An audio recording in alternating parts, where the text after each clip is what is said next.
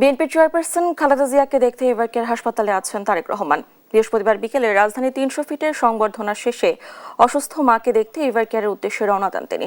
তার সঙ্গে ছিলেন বিএনপি মহাসচিব মির্জা ফখরুল ইসলাম আলমগীর, স্থায়ী কমিটির সদস্য সালাউদ্দিন আহমদ সহ অন্যান্য নেতারা। এর আগে তারেক রহমানের সহধর্মিণী ডক্টর জুবাইদা রহমান ও মেয়ে জাইমা রহমান এবারকেরে পৌঁছান।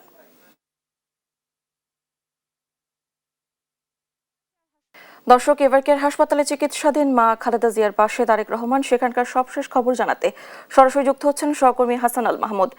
হাসান, হাসপাতালের সার্বিক চিত্র আমাদেরকে জানাবেন।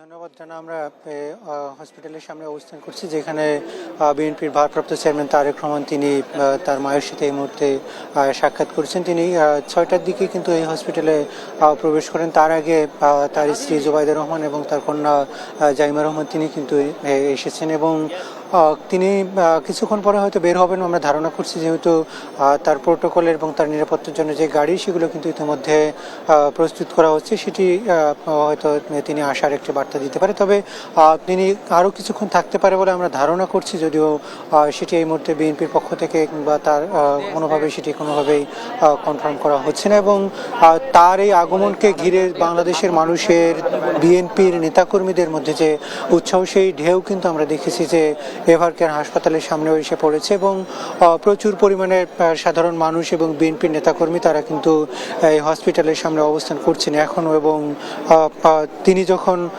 হসপিটালের সামনে আসেন তখন কিন্তু আশেপাশে এই রোড দিয়ে কিন্তু অসংখ্য মানুষ এই হসপিটালের সামনে চলে আসেন এবং তারা তার নামে স্লোগান দিতে থাকেন। যেমনটা লক্ষ লক্ষ মানুষ আজকে ৩০০ ফিট সড়কে ছিল, সেই মানুষ কিন্তু আজকে এখানেও সেই মানুষের ঢল কিন্তু কিছুটা এখানেও চলে আসে।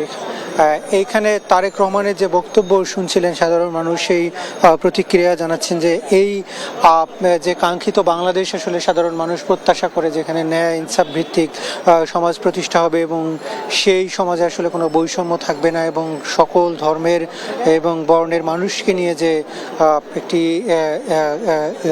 একটি সমাজ প্রতিষ্ঠার যে স্বপ্ন তারেক রহমান আজকে দেখালেন, সেটিকেই অনেক বেশি মানুষকে আকৃষ্ট করছে সাধারণ মানুষ। এবং সেখানে বিএনপির নেতাকর্মীরা যেমন উজ্জীবিত হয়েছে, তেমনি সাধারণ মানুষও কিন্তু অনেক বেশি উজ্জীবিত হয়েছে। এবং আগামী নির্বাচনকে কেন্দ্র করে এই তারেক রহমানের দেয়া বক্তব্য এবং তারেক রহমানকে কেন্দ্র করে যে সাধারণ মানুষের উৎসাহ উদ্দীপনা, সেটি বড় প্রভাব ফেলবে বলে মনে করছেন। এবং একই সাথে বাংলাদেশ রাষ্ট্রের স্থিতিশীলতা, আইন শৃঙ্খলার উন্নতি, এইসব কিছুই কিন্তু নির্ভর করছে আসলে তারেক রহমানের এবং আগামী নির্বাচনের নির্বাচিত সরকারের উপরে। সেক্ষেত্রে তারেক রহমান একটি বড় ভূমিকা পালন করবেন, সেখানে তিনি নেতৃত্ব দিবেন। এবং এই বিএনপির নেতৃত্ব এতদিন তিনি দেশের বাইরে থেকে দিয়েছেন, সেখানে অনেকগুলো দুর্বলতা কিংবা অনেকগুলো বিষয় হয়তো তারেক রহমান সরাসরি পর্যবেক্ষণ করতে পারেননি, সেটি তিনি দেশে এসে সেটি পর্যবেক্ষণ করবেন এবং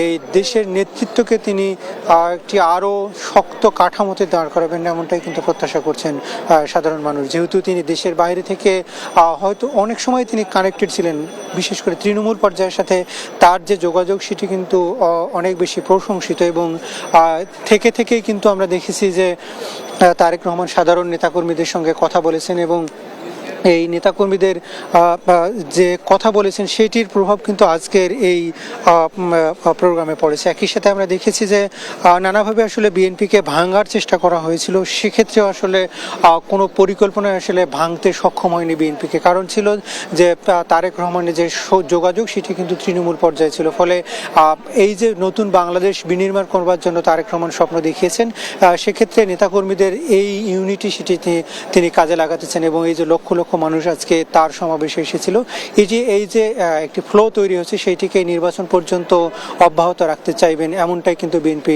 তাদের পরিকল্পনায় রেখেছেন। তো এই ছিল আমার কাছে এখান থেকে সবশেষ পরিস্থিতি। ডানা।